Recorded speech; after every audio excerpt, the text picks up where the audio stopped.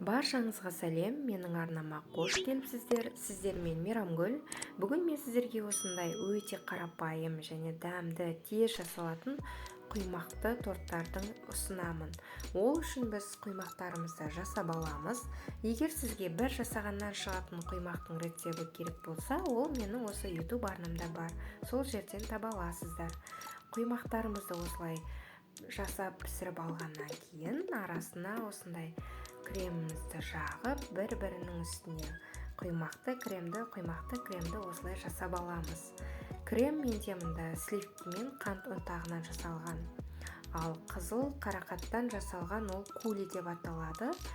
Қарақат және қант екеуін бірде-бір алып, оған кішкене қайнаған кезде крахмал қосып, суытып, содан кейін қолданасыздар. Бұлар енді менде қалған қалдық кули мен крем болды. Мен соларды босқа кетпесін деп осылай құймақтан торт жасап жібердім.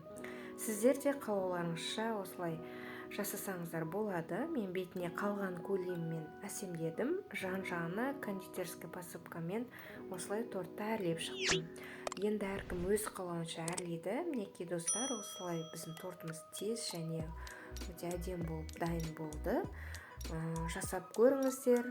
Арасына егер крем болмаса, жаңа вареная сгущенка, жай сгущенка жағып жасасаңыздар да болады. Вареньемен жасауға да болады.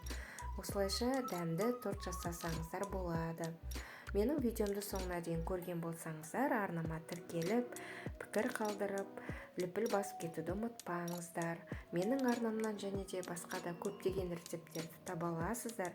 Міндетті түрде арнама тіркеліп кетіңіздер. Және де осындай құймақтардан түрлі торттарды жасап көріңіздер.